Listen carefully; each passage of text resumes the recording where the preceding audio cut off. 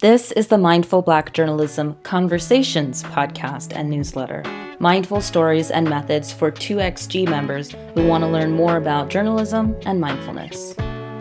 When I started working at a Buddhist magazine, it felt like I was betraying someone. I had this idea that hard news, reporting on crime and politics, for example, was real journalism, and making podcasts, videos, and articles about things like loving kindness and meditation was not. But journalism isn't just one thing. In journalism school, I sadly saw how my classmates were discouraged by an impression that their reporting on video games, art, and community figures, all that wasn't real journalism. But real journalism is all of that. Real journalism can even be a video narrative about a young man learning how to play bridge with elderly ladies at a community center for seniors.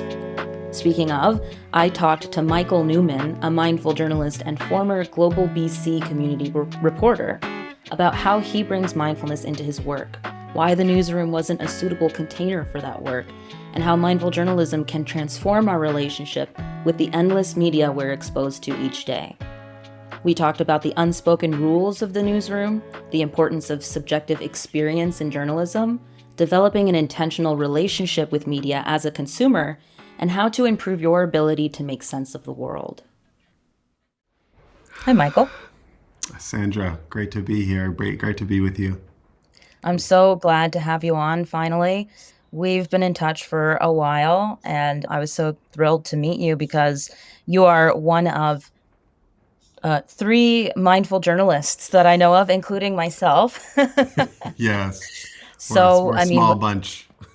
We are, yes, but we have all read the same book, this very obscure 2015 textbook called Mindful Journalism and News Ethics in the Digital Era. Shout out to all the folks involved with that book. Thank you for putting it out there and consolidating beautiful text. That was, I mean, I don't know for you, it was so revelatory and like insightful to the musings that I had inside, but to say, oh, okay, other people are thinking about this from 2015. Like, that's amazing. Exactly, yeah. So we both identify as mindful journalists, and I thought we could talk about how mindfulness and journalism can work together for the benefit of the listeners, and why that's so constructive, especially in communities of color or any community that's been historically marginalized. And also what your experience has been incorporating these practices and principles into your work. Yeah, no. First, part of my practice is like it's setting an intention, and I just wanted to say, hopefully that my words incite motivation, or like it lands on the right ears and it's generative, and just in gratitude and humility for you having the space to talk about these things, because it's really important, especially in the dialogue and the media landscape that we're in now. So just want to kind of start off in a good way and honoring you in this space.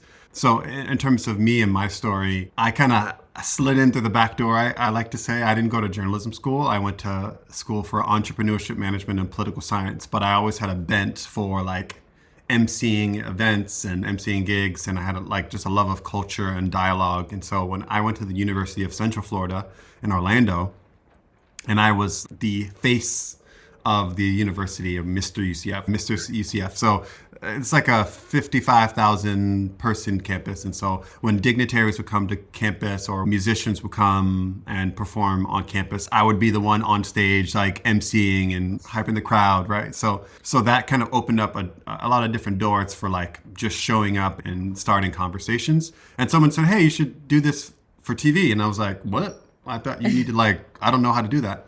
But it opened up an opportunity for me to host a culture magazine show in Orlando, where I would be interviewing artists and creatives in Orlando about process and craft, and just at opening galleries and stuff like that. And I was like, oh, I have a knack for this. And I'm just naturally curious. I love all different types of culture and art and stuff. And so that kind of set me on a trail, on a track. And my career is very unconventional in that, like, I was in Orlando, then I was in New Mexico, and I got a random entry-level job doing promotional spokesperson work for like a local Fox affiliate in New Mexico, where I was the face of Fox. So it's like these things, I'm like the image, the front man for many different brands. But I never considered myself a journalist in the truest sense. I thought like journalism was like capital hard news kind of thing. And I was like, that's not my thing. I don't have the nervous system for it, but I do have an appreciation for culture and like understanding why people do things that they do and how it intersects with other people. And my natural drive was to say, how can I use my extroversion as a gift to help like build bridges across people who might not necessarily interact with each other, so different perspectives, new ideas, and how can I use my communication skills to like bridge that gap so people have an expanded sense of how many different ways there are to live on this planet and the different nuances of that. So that kind of got me into the door of journalism. And then when I moved to Canada, I was hosting a travel show in New Mexico for the tourism department where I was going into random places, mom and pop shops, old towns, and talking to rural folks about their culture and this intersection between indigenous and Spanish and native and colonists all together. And I just got a skill set of being able to be thrown into random situations with random people that maybe don't look like me. We have nothing in common, but somehow we can find something illuminating that can bring us closer together. And then that makes for great content. So people said, you make great content. You should do this. And so I've been doing that for 5 years. I was doing it in Vancouver as a community reporter at an actual newsroom with they needed someone who wasn't a hard news person, but that could be in the community and like build trust and build relationships and be able to tell stories from diverse perspectives and diverse communities in the greater Vancouver area, which is a multicultural hub here in the West Coast. So it's the through line is I'm the person who can be the man on the street and strike up a conversation with someone and find commonality and then be able to share that with an audience. So that's why I would say how I came into journalism. Yeah. And along that path, did that keep coming up that, well, I thought this was capital J journalism and I'm supposed to do hard news? Yeah, I mean, this kind of gets into the mental health perspective because so adjacent to the career thing, I started doing yoga when I was 15 years old, and I was doing hardcore like asana in hot rooms, non-hot rooms, but like being a raging teenager and having a somatic experience of being able to self-regulate was like, Yeah. what? And so that has always been an adjacent path, a spiritual path, I would say, that the yoga led into meditation and just studying more Eastern forms of philosophy and life ways. And so I had that as like a fortifying element of how I was able to show up in so many different spaces and feel like in my core and I could show up fully and connect with people. But the journalism piece I had always kind of put off to the side. I'm like, this doesn't feel like my nervous system feels like this is off. I don't really feel resonant in being like a journalist sticking microphones in people's faces and like in their worst moment and asking them to tell me all of their life story. So like, but I realized that I guess I am in a journalist role right now. Like people are seeing me as a journalist. I'm a guy on TV, right? So therefore, even if the projection's there, I have to like play with that role a little bit. And so it definitely did haunt me for a little bit where their imposter syndrome. I have no direct like experience from an educational perspective. I haven't been like institutionalized of thinking about my work in a particular way. And while later on I found that as a gift, when I first starting out in a newsroom where like, especially in Vancouver, where it's like a coveted market in Canada, like if you make it in, you have to go to 5 different markets before you make it to Vancouver. I'm in a newsroom full of those people and I'm like, hey, what is a news story? Or like, what is a live hit? Like, what do I need to do to like prepare for that? And so there was a humility that I was able to come with, but there was definitely a fear. Like I felt like I didn't know what I was doing for like 2 years where I was like doing live shots. Like, oh, what am I going to say? What am I going to say? What am I going to say? Or that kind of So thing. there's a long period where you're working as a journalist and you don't identify as one, really. Yeah, 100%. that seems like a common experience. I don't know if it's a generational thing, but the first thing I said when I showed up to journalism school to a random person in class who had not met before, I said, do you feel like a total imposter sitting here? Is that just me? And they're like, oh my God, me too. Oh, So you can breathe a little bit easier, right? yeah, Yeah. and actually that was absolutely your strength. That's why you were there, because you weren't mired down in a lot of the academic journalistic dogma that Mm. we've been institutionalized with.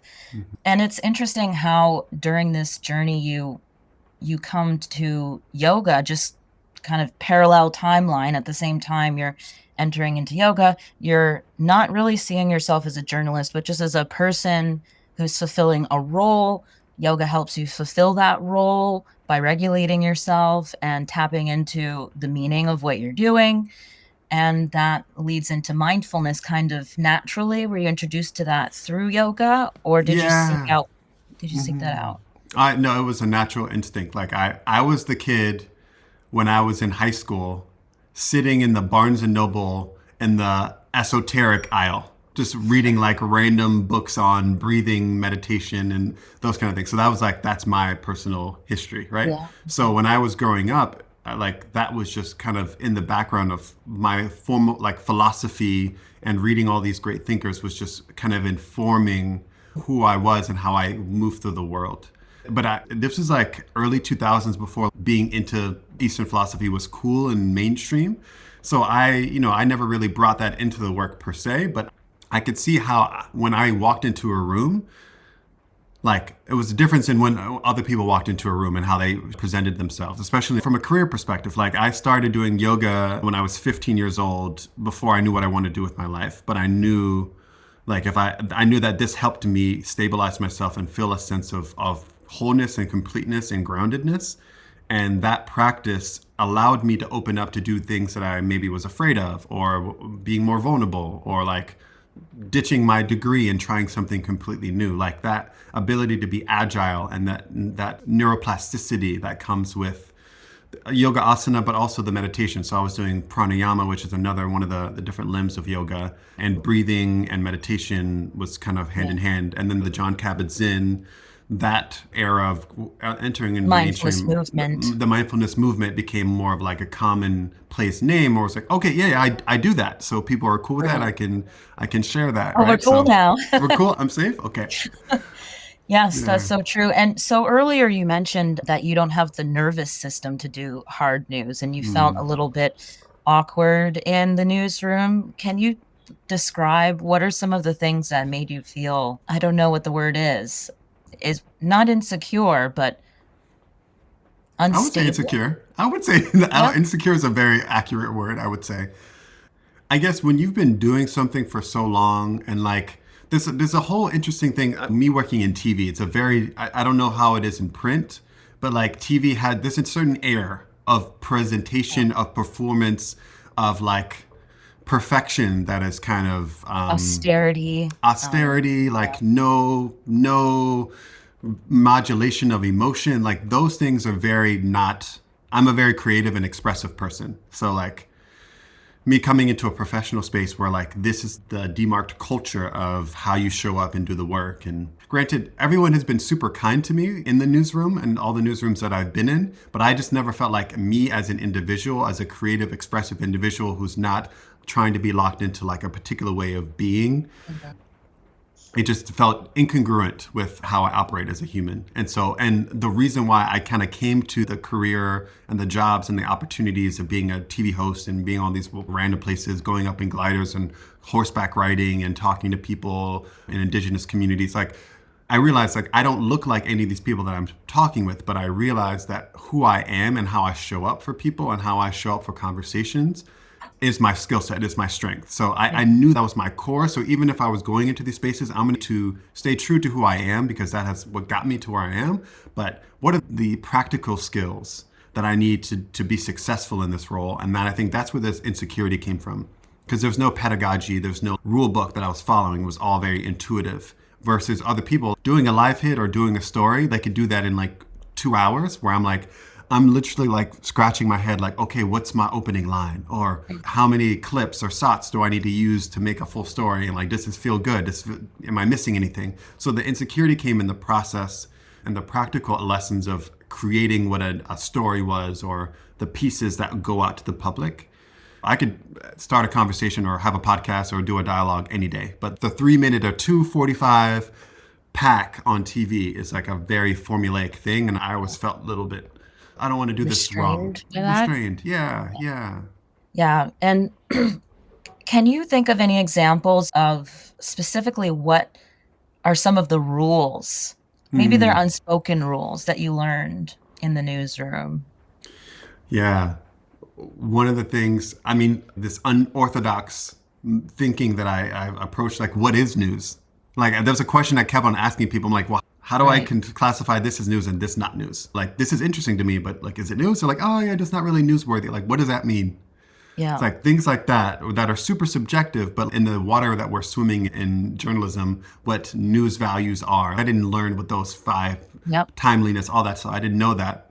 But I'm like, but something, an inkling of like, this will make interesting content because one, it's not being talked about. And also, and the evocative nature of this kind of story versus just statistics and talking about what's wrong with the community. Like, that's a given, right? So I think delineating between what's good or what's newsworthy, what's not. I think also the impartiality or the objective myth thing is like a kind of nature sitting in the background thing that as a part of my practice, I like to engage with the people that I'm talking to and like not impose myself, it's about me, but like to humanize the experience that like, hey, if I'm talking with a 65-year-old white man who's like fourth generation miner and I'm a Floridian Caribbean kid, that these people would probably never intersect with each other in normal culture.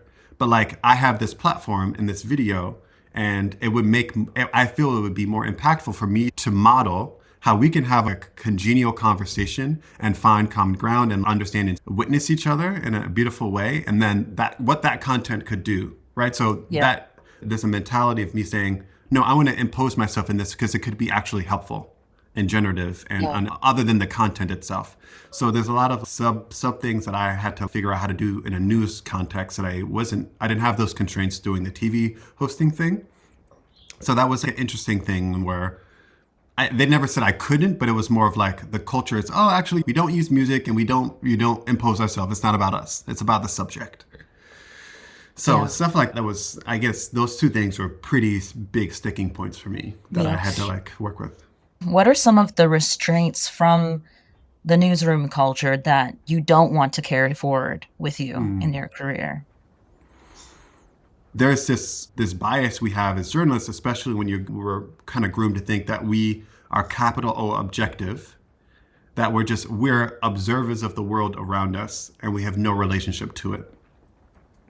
And I never really related to that. And I also am a student of an indigenous culture and under the understanding of like we are all in relation all the time, which is embedded in Buddhist practice, in mindfulness practice. It's like there's the interbeingness.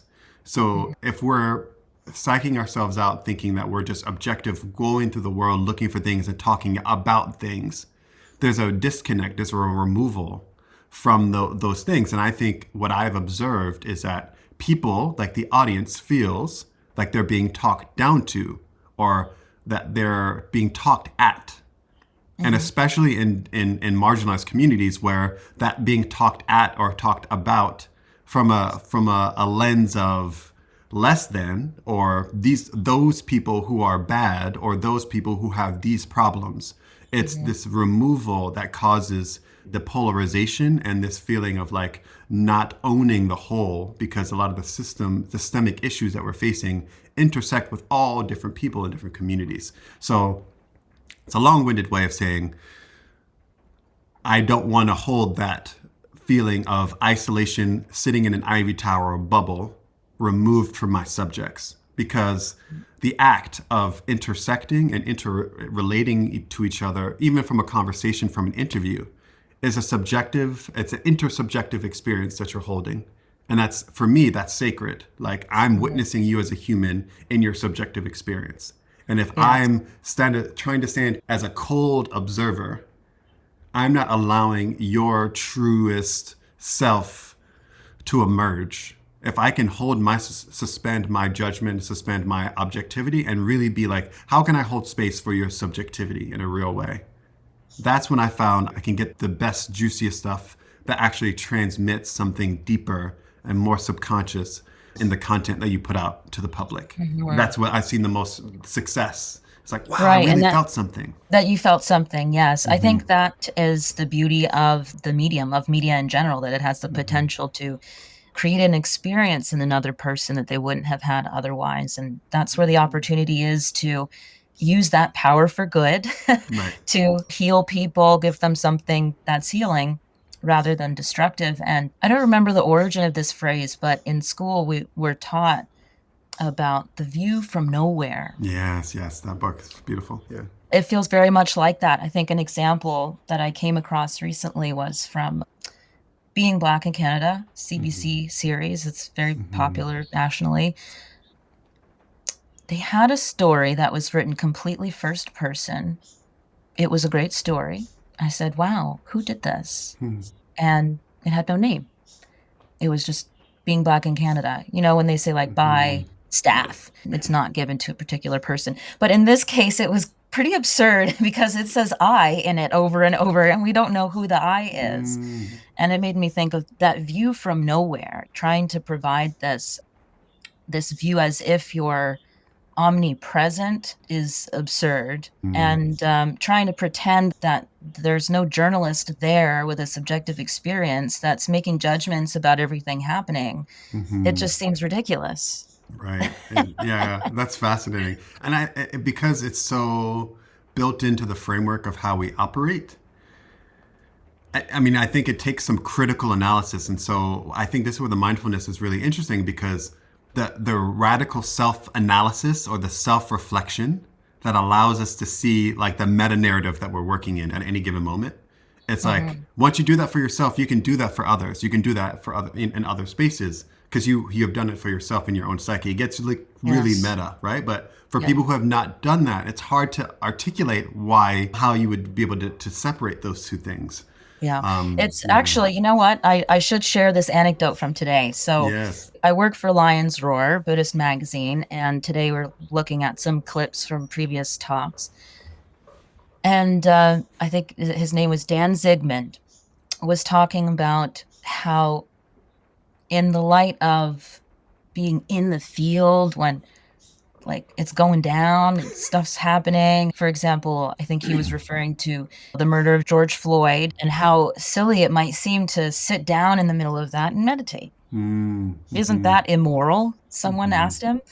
And he said, I can see why you would think like, oh, there's practically bullets flying and I'm just going to sit down for a second and close my eyes. But it's actually more like, he says, it's like putting on my glasses in the morning. When I meditate, it's kind of like when I put my glasses on, because I can see okay without my glasses. I can function. But when I put on my glasses, I can see more clearly. It doesn't change what I see.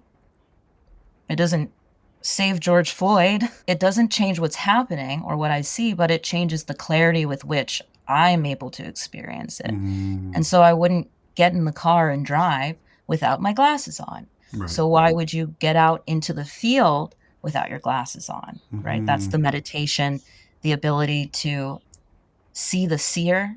Like you were saying, not just experiencing the world outside you, but looking at what is the thing that experiences the world, if that makes sense. Absolutely. So yeah, I feel like the mindful journalism framework does bring in practical, straightforward tools to cultivate that skill.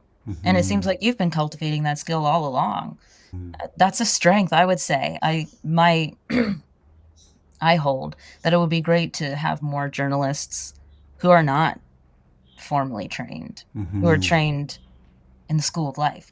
Right. Yeah, like it's if we own our subjectivity. So this is an interesting thing. The insight that I have about if something's being pitched to me or something I'm interested in, the lens upon which I'm seeing that thing is different based off the previous lived experience that I have. And because that I've self-analyzed enough to know like, hey, I know this is going to be a triggering spot, or I feel like I don't know much about this, or I'm going to need support with this. I feel more equipped to like step into whatever story or whatever topic, clear-minded, seeing through the illusions, right? And Yeah. that allows me to do it in a deeper way, in a better way that like maybe will uncover little crevices that maybe weren't uncovered before. Hmm. As opposed to like, I know what this is. I've seen this before. I know what questions I'm going to ask because I know what sound bites I'm going to need. And so I'm going to, it's just this linear process. But Yeah. something about being divergent that happens when you are multidisciplinary or not built into to a pedagogy. And I'm not saying like everyone needs to do that, but I realize there's something that I have to offer from the lived experience of the gift of life that I've been given.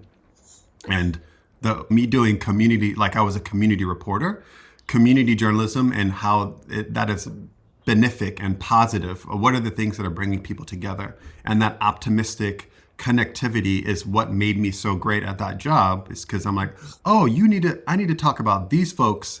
This, giving a great example, there was like a bridge is like a card game. That's something that I have no interest in. I've never heard of it. And someone pitched me this great aging community outside of Vancouver that were using Bridge as a way to build community for people that either are widowed or just isolation, which is a big part of the issue that we're having in culture with the baby boomers not having a place in society.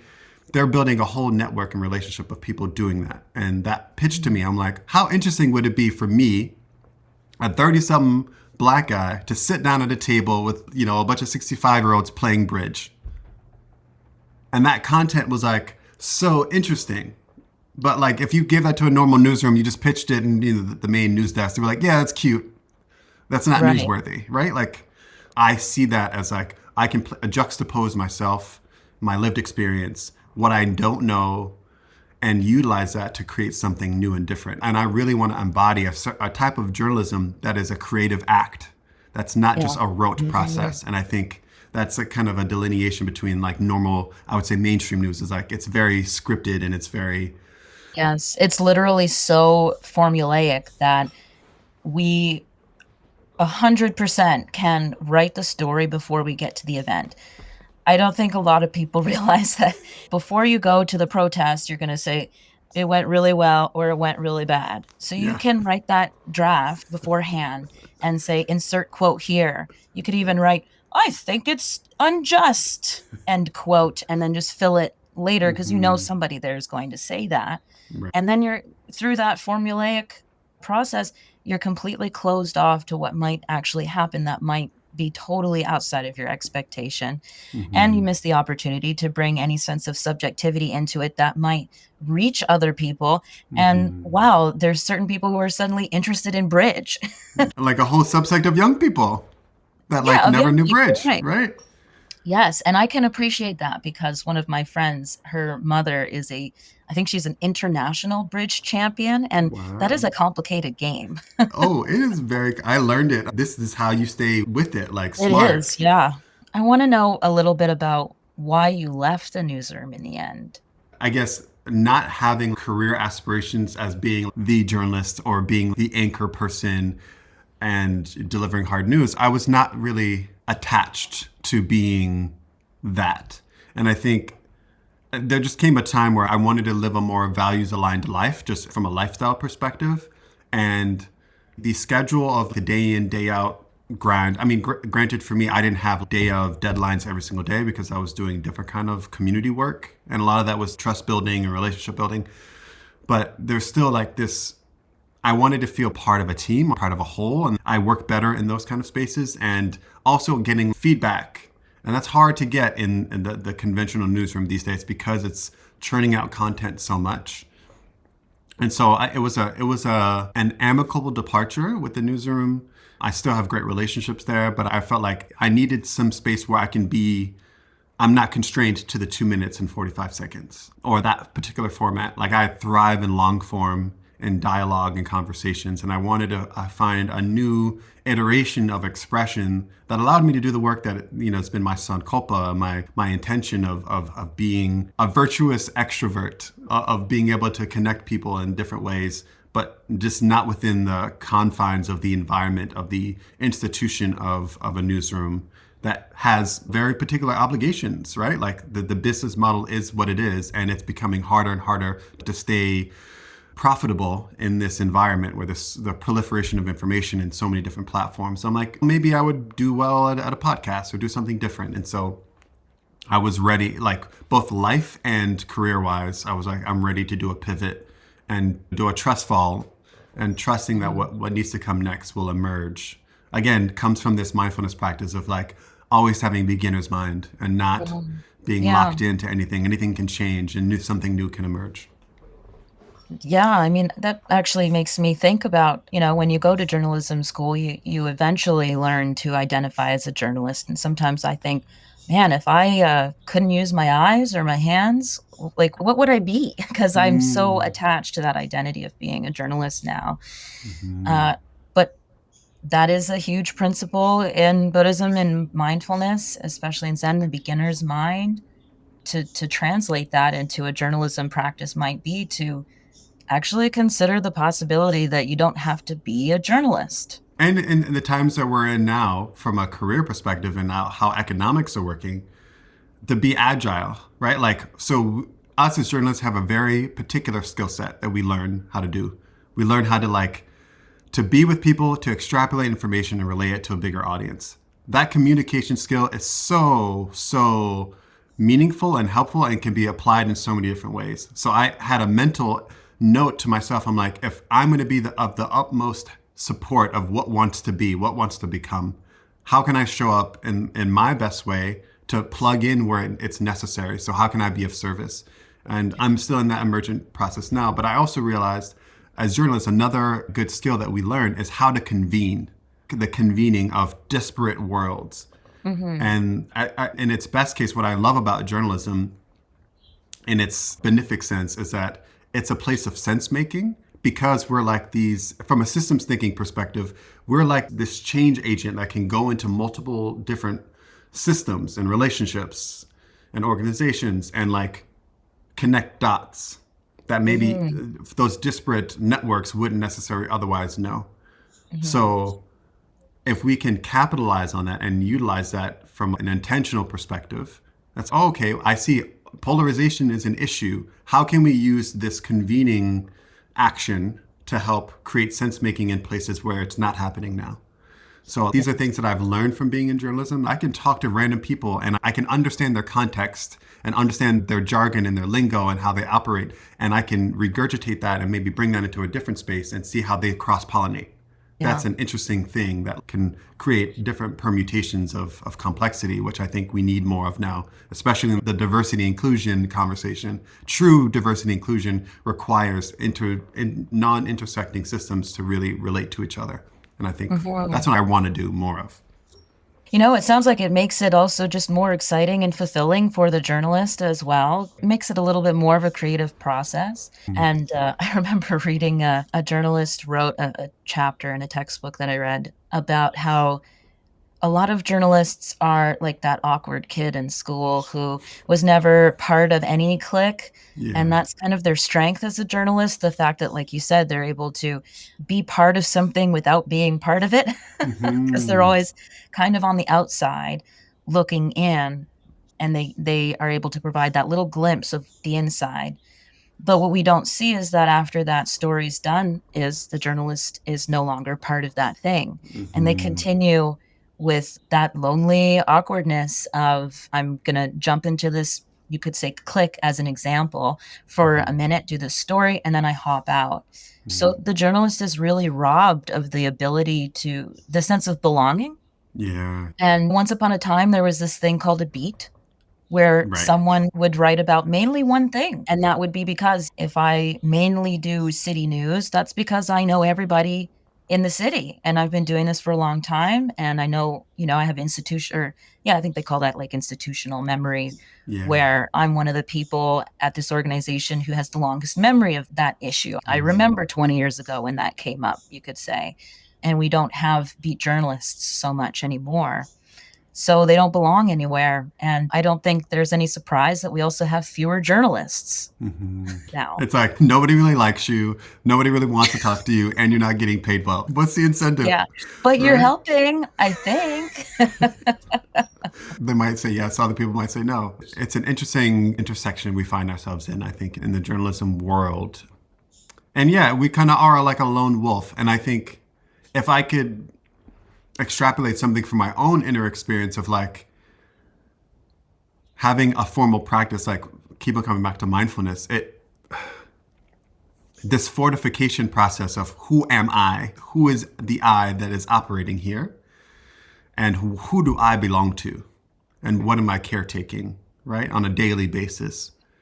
So it like helps you keep centered on your core. So when you go into these other spaces and these other systems, you're not necessarily losing yourself, and you're still able to keep the integrity of who you are, what your intention is, why you're doing it. And I think that's the only thing that's been really able to motivate me to keep doing it, right? And then the feedback that you get from people when you are successful in that intention, when people say, wow, I really love that story. It really made me want to go out there and do that thing or check out that organization. I'm like, okay, this is why we do it. Yeah. So I think that helps me from the mindfulness perspective. Yeah. I also wanted to ask you before we wrap up, for people who are just consuming the news, I've talked to so many people who, when I tell them about what I'm doing and what Twice as Good Media is, they are like, oh man, especially Black people. They say, oh, my grandma, my dad, they had CNN on all day, every day. Or, yeah, I've been trying to stay in the loop with things, but I just can't stand social media anymore. I get all my stuff from newsletters. I don't even have Facebook anymore. Everyone is keenly aware of the information overload, the abuse of attention that's going on, the 24/7 news cycle, especially with wars going on.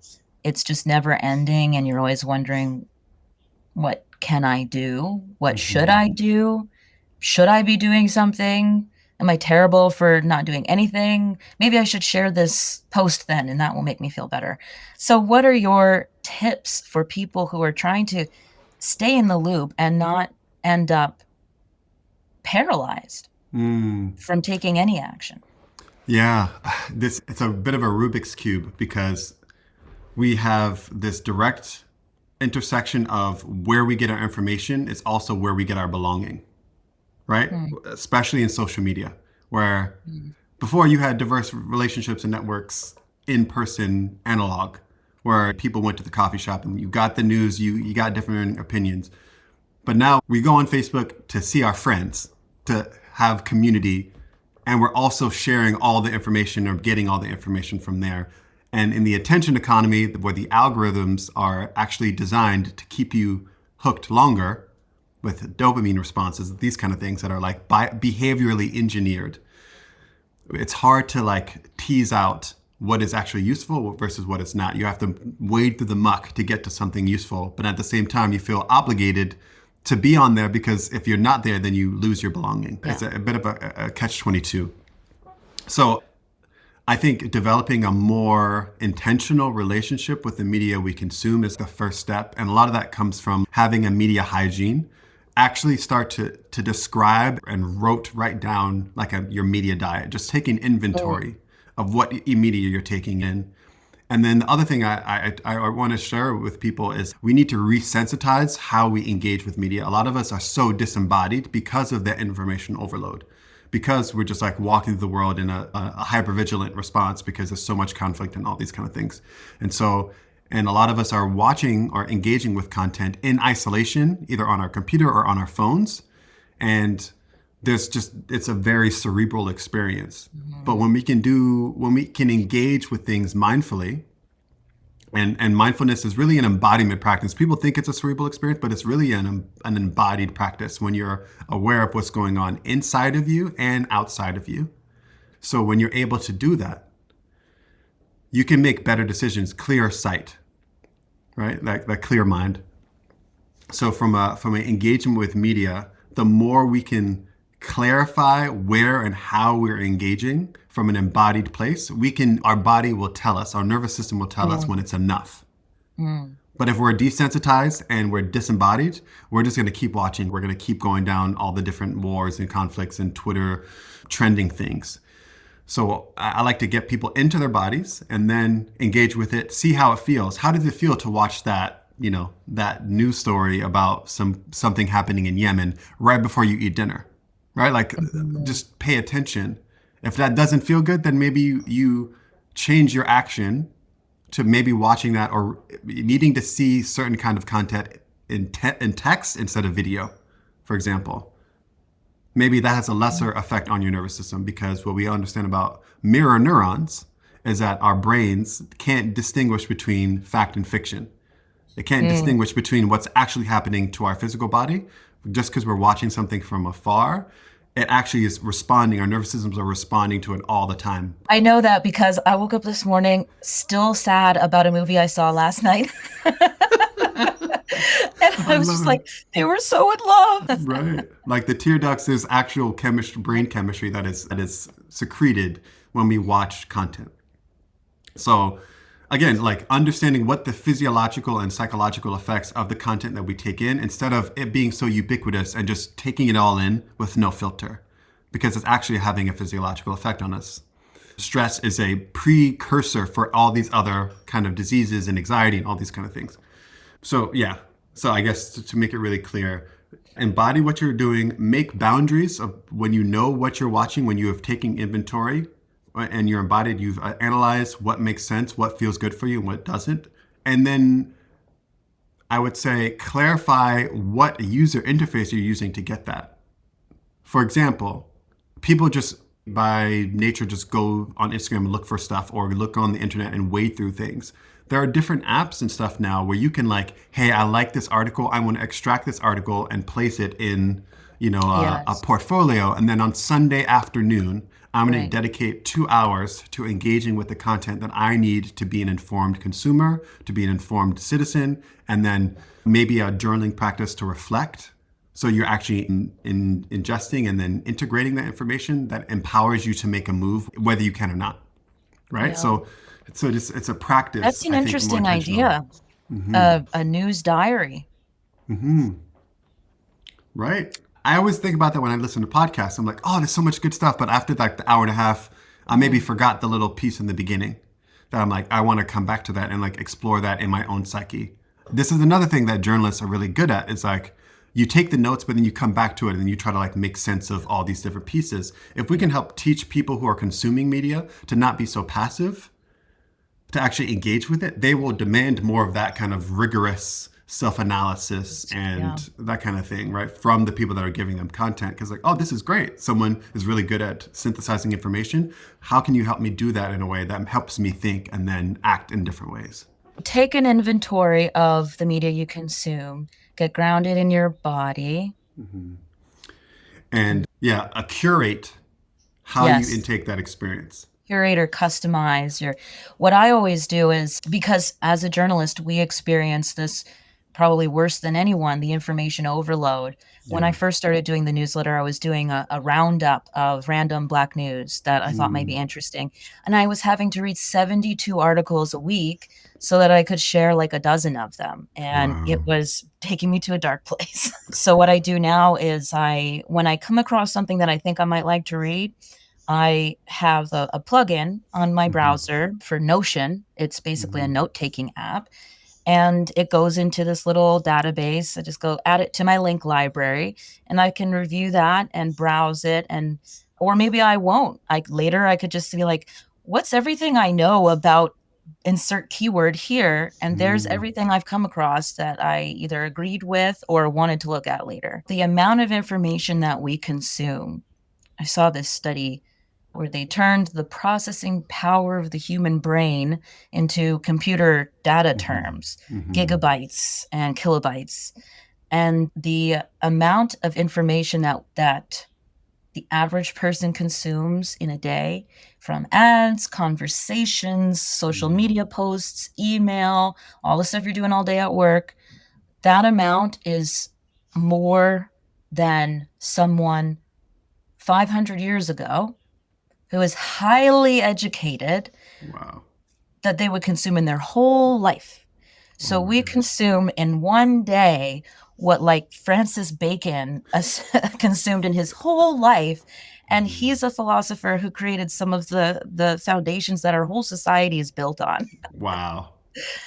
That's Um, perspective. Yeah, That is that's a perspective. lot.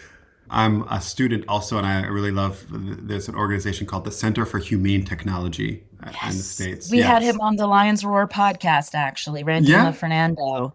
Just Okay. brilliant stuff they're doing. Yeah. So Tristan Harris was, I think, one of the founders. He uses this phrase of like, we have the institution, we have medieval institutions, we have Neolithic brains, right? Like, and we have the amount of content that a supercomputer would have. And so, how do we, Yes. something of that sort, but like having Neolithic brains and emotions, but we have access to vast amounts of information about all the suffering that's happening in the world at the same time. Something doesn't compute here. It breaks down at a certain point. So we're trying to make change Yes. and we're Yeah. trying to process all that information and all that emotional content that's happening. And it's impacting our nervous systems. It's impacting how we walk through the world, how we think of the Yeah. other, right? And like you said, those diseases that stress can lead to, they did studies on the Boston Marathon explosions. Right. And I think they also included 9/11 and maybe the Ebola virus, Hmm. all collective trauma events. So when people consumed 6 hours or more a day of news about these events, they had precursors for diseases, mental illnesses, sometimes more than people who were actually directly affected by the event. So, Hmm. for example, 9/11, everybody remembers where they were on 9/11. I remember where I was, and it affected all of us. And if you consumed 6 hours or more of that news, you would have more precursors for trauma and mental illness, cardiovascular disease than someone Hmm. whose relative got hurt in the actual event. Right. So that's an interesting place where it gets a bit dicey between the actual market forces that dictate the media industry of wanting people to be engaged longer in their Mm. content and this deviation, this negative deviation of mental health. Yes. So, how do we rectify that in a space There's a where, wall. There's a yeah, point where in the past also consider that as Black people we weren't allowed to even read. You had to hmm, fight for the ability to consume information at all, right, and now it's completely the opposite. Now you hmm, have to fight to limit the amount of information that's being spewed at you. and I'm afraid, like you said, this information overload that's happening now with the advent of AI and the proliferation of information going to be more disseminated, especially in print, right? Like Mm. where so much more content is just being generated, just so you can add to the algorithm, so you can be trending. From the consumer perspective, now you have to weed through what? There's going to be 10x, 5x more content on the internet to try to sift Yes. through to find something that's really useful or that you really want. So That's I, going to be the greatest challenge in journalism, I think, is just with the advent of AI, knowing what's real and what's mhm, not. which makes it even more important for us to have the human sense making the capacity to not be lost in Yes. this thrust for more and more content. Sense Yeah. making is refined, it's quality over quantity. And how do we start to bring that more into the conversation from a content perspective? Because when yes, we're great when we have so much more information, but like the actual systems and the relationships and the communities that we live in are just completely dismantled because nobody trusts each other. What good is media then? Right? Yes. At what point does the amount of information actually prevent us from making sense of the world, from taking meaningful action when we can? I think that's a beautiful place to end. Thank you so much for having this conversation. Every conversation always is so stimulating, and I'm always happy to geek out with you. Yeah, thank you. Thank you.